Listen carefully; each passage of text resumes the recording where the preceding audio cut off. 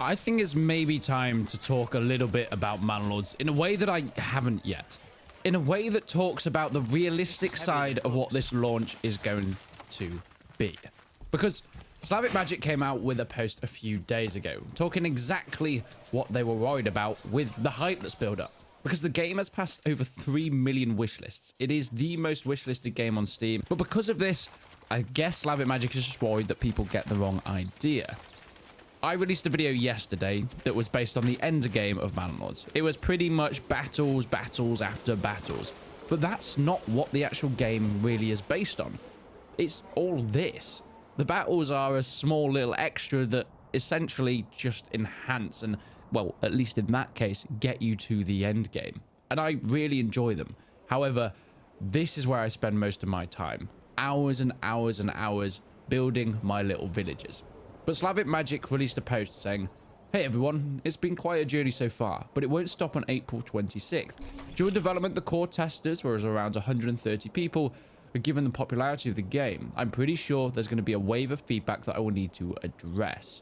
The game is not a Total War competitor. It is a city builder with battles. Yes, the battles are there, but not as huge or as frequent as some of you might expect. The majority of the gameplay is focused on city building and management." And this is true.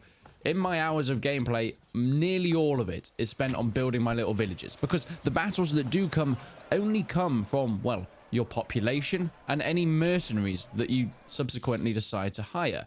These all need to be hired, by the way, through treasury costs up here, which can only be gained through, well, defending or killing bandit camps, or getting some manners up and taxing your people. This is all features within the city builder, not within the battles themselves. Actually playing the battles and then comparing them to something like Total War is, well, they're not comparable at all. They are more small skirmishes. In terms of strategy, there is quite a lot you can do there, but I mean, one of the main things is it's way more realistic than I've ever really played in a Total War game, because you're not fighting with soldiers, you're fighting with villagers who are just doing their own thing. They are mostly carpenters. They are workers that have picked up spears and shields and have been sent to sally forth to try and, well, defend their land from some dastardly bandits. But they are not professional soldiers, and you really get that feeling when you're playing with them. They don't exactly know what they're doing. They don't move like soldiers. And also, they don't fight like soldiers. Archers, for one, are not that effective because, well, armor was pretty effective back in the day. And I think things like that and those little realism bits have really improved the way these battles work. But once again, they are not the cascading feature of this title. I think Slavic Magic's worry is that people that wanted a Medieval 3 Total War are going to flock to this game just for the battles. But if I'm going to be honest, you can't actually get to the battles without hours and hours and hours and hours of gameplay. And I've mentioned that in a couple of videos. But I think it probably takes around an hour or two to get to your first little bandit skirmish. Then you have about 20 men to defend them. It maybe takes a few more hours to then get the funds or the men and resources to go and start taking out bandit camps. And it probably takes about 6 or 7 hours to get to the point where you can actually start taking over regions. Now, to start with, these regions anyway are unoccupied.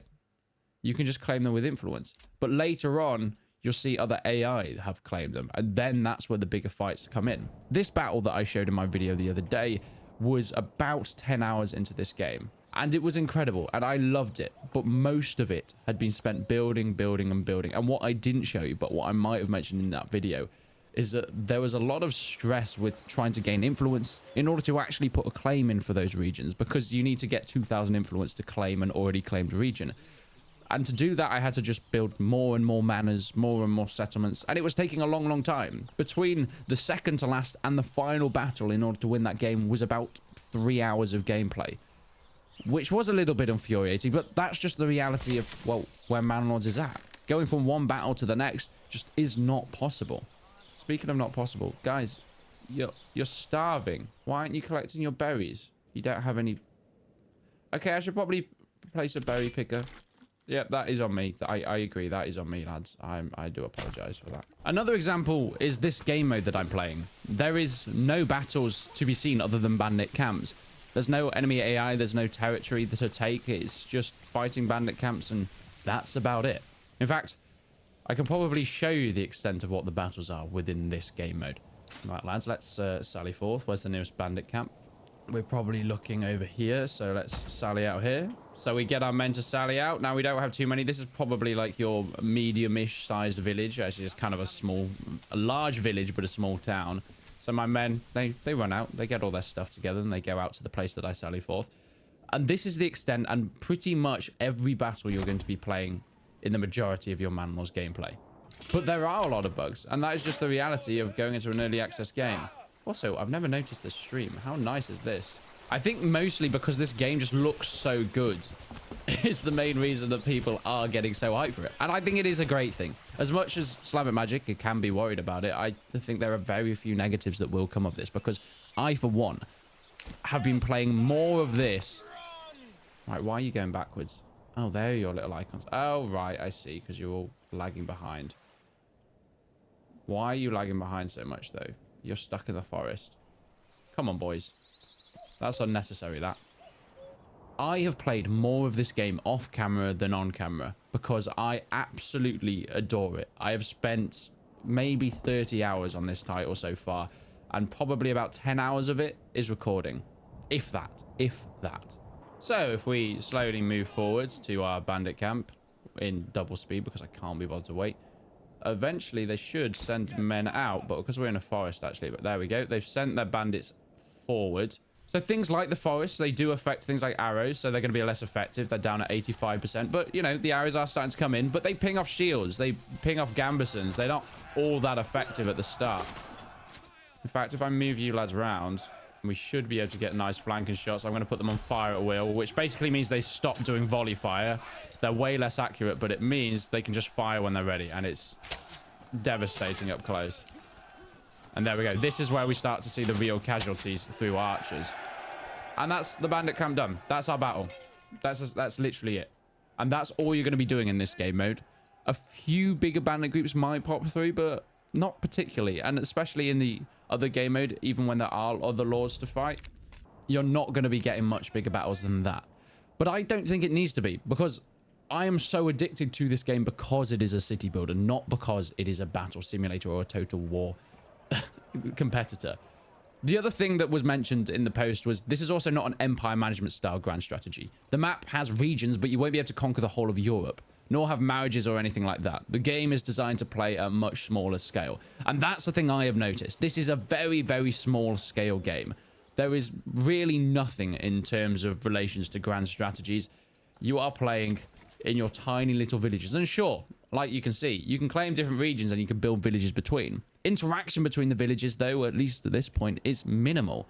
You can send few resources between them, but only a couple at a time, and it's really not effective as a long-term solution for anything. You can send armies between regions, so if we get attacked, you have to bring some other guys down to, you know, defend them. But other than that, that's about it. You have very solidified and solitary little villages that you work with, and you're not going to be seeing too much more than that. Right, why don't you have chicken coops? I want you to have chicken coops, son. We got the money for it now. We're making loads of our little shields. This is not an RPG. If you want Kingdom Come Deliverance or Mount and Blade, Manor is a different type of game. There is a visit mode, which they're talking about this mode, by the way, which you can walk around, but it's mostly just aesthetic. The whole game is a bird's eye perspective. And that is a very good point. Whilst this is an exciting way to look around, there is absolutely no gameplay value to that. In fact, we can, well, just morph our heads through things. No one actually interacts with us. They will just go through us. We don't exist within the game world. Although there are actual physics interactions with some things, which is interesting. Kind of a nice touch. So I do actually hit some things, but not other. Okay, I didn't even notice that before. But yeah, this is just a walk around mode. It has beautiful cape physics, don't get me wrong, but it is useless. It does nothing other than being able to look around the game. To be able to see your work. Hello, nice berries you're selling. Oh, you've got leather, do you? Okay. That looks like nice leather. There's some firewood here. You got meat.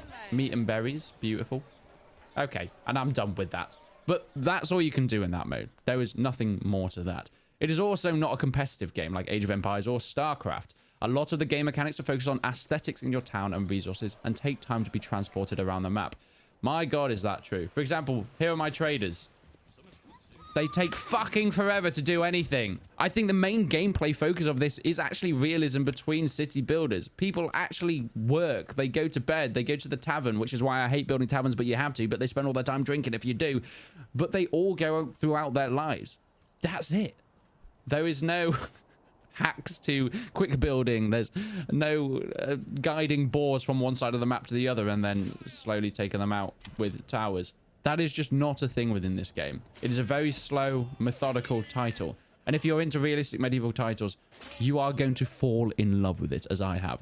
I adore Manor Lords because of everything it is. And I think that is the main thing that Slavic Magic needs to remember. People are falling in love with this because of what it is, and also because of what it isn't. I think most people are sick to death of Total War. I think most people are kind of bored of other city builders, and it's been a long time since we've had something based in the medieval genre along these lines, but I don't think that's why Manor Lords is doing very well. I think it's doing very well because of what's been shown. Every little detail, like you mentioned, just walking down the street, seeing these people going about their day. I mean, this woman is clearly carrying something to somewhere. What it is, I guess we'll find out. She's transporting iron ore. She's probably going to take it to the storehouse. Yeah, she's taking it to the storehouse. And look, now we've got iron ore in the storehouse. And then she's gone on to do another job. That is just what happens. If I click on here, yeah, you can see that's their market store. And that woman is behind the market store selling what they have in that storehouse. It is such an intricate and detailed game, and I think this is why people are falling in love with it. The other thing to mention is this definitely is early access, and that is a big thing. I have noticed it. I think a lot of people have noticed how early access the game is. It is incredibly unfinished, and that's how it's meant to be. There is so much more content that is going to be added in, because at the moment, you can probably get in one save maybe 10 to 15 hours of gameplay at most. Of course, you can do plenty of other things, and it's kind of unlimited in some aspects, but until you start doing repetitive things, doing the same little buildings, the same little villages over and over again, you're going to get probably about 10 hours of gameplay. And that's just the reality of it. It is not a huge game at the moment. There is not a whole lot of stuff you can do. I mean, for example, a lot of stuff is locked. If we go onto the manors... Okay, I'm not even at the point where I can get it. I have a manor. God, that's awkward. If we go into the manors, things like the tax office is cosmetic only. Like, I can actually, in a manor anyway, tax my villagers. The tax office doesn't do anything at this point in time. There is also plenty of other bugs within this game. I mean, I think I showed within my last bit of gameplay in the big battles. When it gets to the final stages, when you've conquered many regions, you started building in them, people start to bug.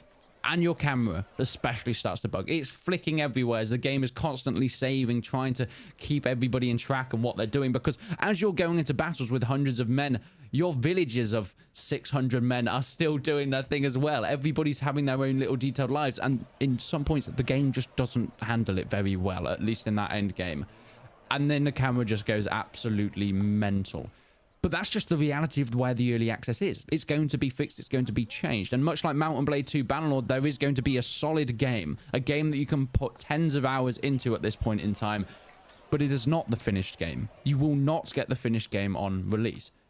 And that is why, well, one, it's pretty cheap and it's doing pretty well because of it. And two, I think that is a testament to what the game does have in it and why people still love it, despite the fact that it doesn't have the content of most other games. Because this, whilst being published by Hooded Horse, at the base of it and the core was an indie game. It was picked up at the last second by Hooded Horse and, of course, Microsoft for Game Pass and Nvidia for their RTX stuff. But it started off as just an indie game, and most of the building and the majority of the development came through it being an indie game. And I think that is very important to remember. So what about the future? Where will it go and where will it change in its early access? Well, for one, there is going to be some updates, I think, on release. I think Slavic Magic has also mentioned some bug fixes and stuff being putting in. I mean, one, for example, with trading, I think there's going to be a cap on trading that you can do, because at the moment you are able to just do unlimited trading of resources, which, you know, is great, but I think there's going to be a point where if you trade a certain amount of resources, the price of that resource will drop, just like oversaturation on real markets. But Slavic Magic has mentioned that they're going to be listening and watching to what happens with the release and the feedback that comes, and then expect the first patches. Most of it's going to be bug fixing and polishing on release or within that first month. But there is consideration for testing, closed or open for future patches, and have pre-release beta branches. So people that can own the game can check out those pre-release versions, a lot like I think Tail Wars did that with Mount and Blade. Before, about a month before they released the patch in full, they put out like a pre-tester version, which was a really good thing to do. And it was public, so you could pretty much get that update early in an unfinished and unpolished state. But that's what this game is. It is a beautiful city builder with more intricacies than I have ever seen in pretty much any game ever. And it has a few battles in there as well. But if you're buying this game for huge battles, don't. If you're buying this game for city skylines level of town management, don't. But if you're buying this game for exactly what you can see on screen right now and what you've seen from other YouTubers and other streamers, and if you think that that is down your route, you will have one of the best experiences in gaming. I have never been addicted to a game this much, and I've never put as much time into a title in such a short space of time. Just because, well, I could sit here for hours and just watch things like this. Are you off hunting again, mate? I wonder what you're going to find today. You do walk kind of slow while you're hunting. Oh, he's found something.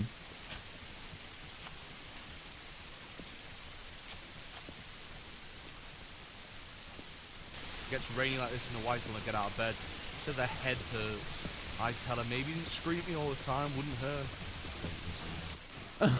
hurt. I love their voice acting. Oh, it's so Cartoon Network. Nice shot, mate, by the way. That was a good one. You've scared all his mates, though. I'm very happy about that. By the way, this is why I love the game. This is it. And yes, you can leave now. Or you can... Someone else has just shot another deer. Or you can just watch me follow a man, hunt a deer, drag it back to his camp, skin it alive. Not alive, but you know what I mean. And now he's complaining as he's dragging this goddamn deer across the wood. Oh, this is heavier than it looks. You know what? No, it actually does look heavy, especially if you're going to drag it through a tree like that, my friend. Bring this here, move that there, on and on.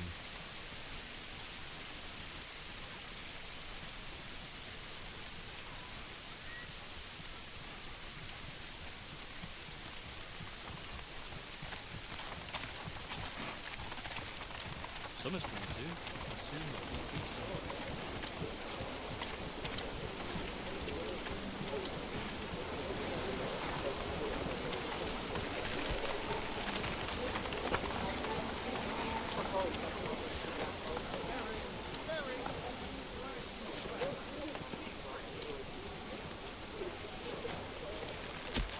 I wonder who's floating away today.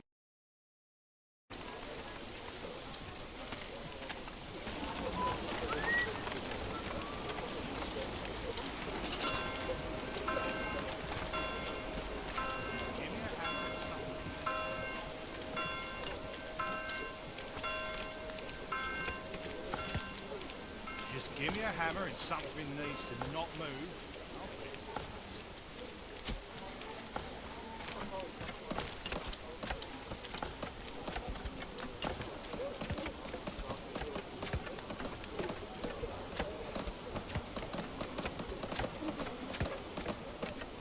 Summer's coming soon, and soon the beating sun.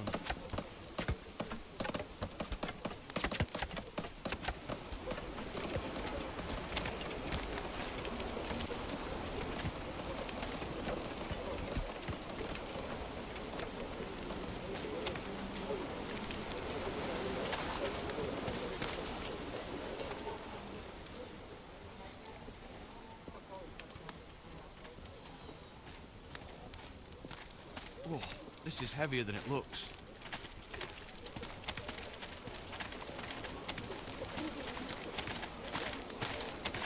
Summer's coming soon. Be soon.